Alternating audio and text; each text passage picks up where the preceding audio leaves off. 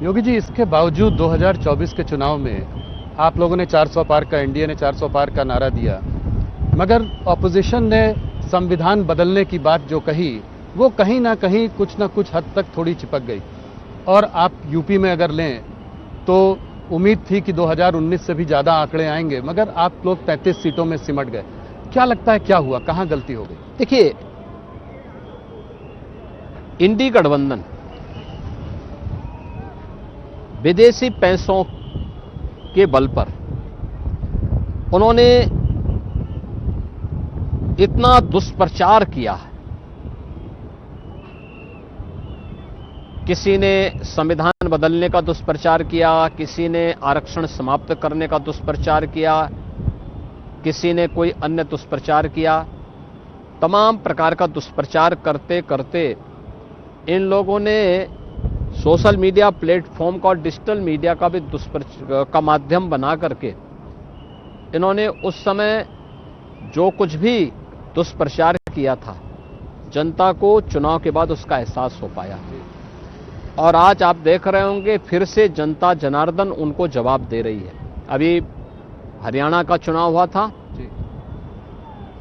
भले ही लोकसभा चुनाव में 50% सीटें उन्होंने पाई थी, 50% बीजेपी ने पाई थी, लेकिन लोकसभा चुनाव के बाद विधानसभा के चुनाव में Bharatiya Janata party full majority के साथ वहां सरकार बनाने में सफल हुई।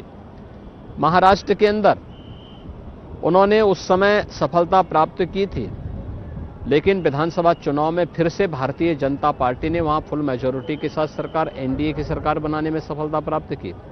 उत्तर प्रदेश के अंदर 9 उपचुनाव हुए, 9 में से 7 भारतीय जनता पार्टी पाई और मात्र 2 पे इंडी गठबंधन सिमट करके रह गया है। ऐसे ही अन्य क्षेत्रों में भी इस प्रकार के परिणाम सामने आए हैं। इसलिए आज के दिन पर उनका झूठ का पर्दाफाश हो चुका है, जनता उनकी वास्तविकता समझ चुकी है और ये भी जानती है कि संविधान की प्रति लेकर के घूमने वाले लोग ये वही लोग हैं जिन्होंने बाबा साहब भीमराव अंबेडकर का अपमान किया था, जिन लोगों ने संविधान का गला घोंटने का काम किया था, अपने राजनीतिक स्वार्थ के लिए संविधान में संशोधन करते रहे, ये वही लोग हैं। अब ये बहुत दिनों तक ये लोग सरवाइव नहीं कर पाएंगे भारत की राजनीति में। तो योगी जी, अगर इस बात को आगे बढ़ाएं तो 2027 के उत्तर प्रदेश के चुनाव में आप किन मुद्दों को लेकर लोगों के बीच में जाएंगे? देखिए, हमारे मुद्दे तो बहुत साफ हैं जी।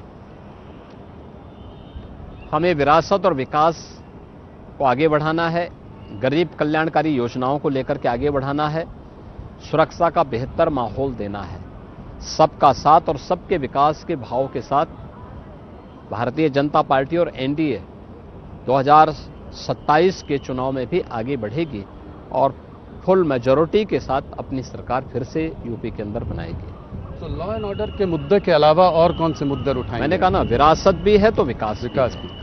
वेलफेयर की स्कीम भी है, हर गांव, हर गरीब, हर किसान, हर नौजवान, हर महिला, इन सभी के हितों को प्राथमिकता देते हुए सरकार अपना कार्य कर रही है। उत्तर प्रदेश में जो आपके एलाइज हैं वो कितने महत्वपूर्ण रहेंगे? मैं देख रहा था आपने प्रेस कॉन्फ्रेंस में सबको आगे बुलाया, आपने राजभर जी की बात करी। सभी लोग मंत्रिमंडल के भाग हैं तो मंत्रिमंडल में सभी लोग मिलकर के निर्णय लेते हैं और यहाँ पे सभी लोग आए थे। तो मंत्रिमंडल के सामने जब फोटोग्राफी की बात आई तो हमने कहा भी हमारे सभी सहयोगी दलों के लीडर्स भी सामने आ जाए। तो ये माना जाए हम साथ साथ हैं, सभी लोग साथ में हैं, आगे साथ रहेंगे। आपने हरियाणा और महाराष्ट्र में एक शानदार जीत की बात करी, बहुत बड़ा कमबैक रहा और बहुत कन्विंसिंग जीत, विक्ट्री रही दोनों जगह। महाराष्ट्र में तो बहुत बड़ी जीत रही।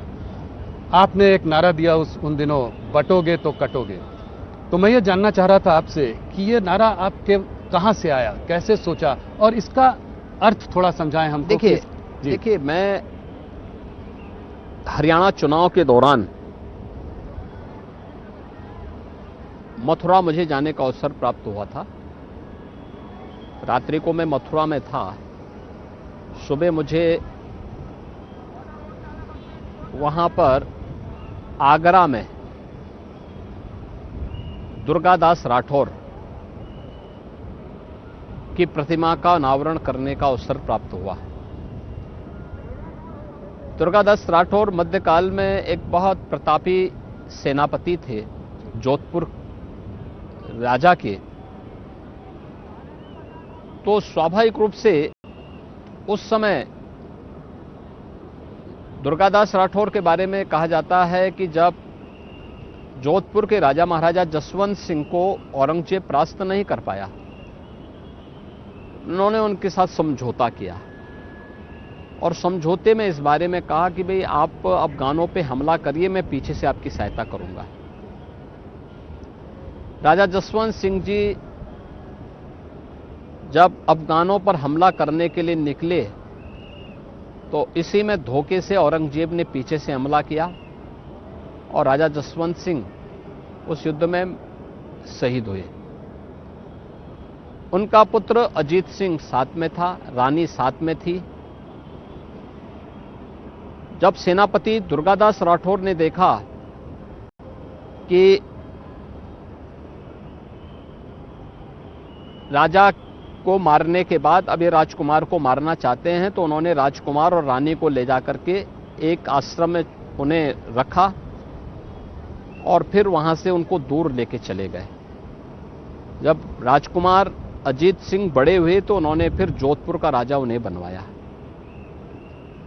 91 वर्ष की उम्र तक दुर्गादास राठौर जोधपुर में रहे। उसके बाद उन्होंने संन्यास लिया और उज्जैन चले गए, वहीं उन्होंने अंतिम श्वास ली।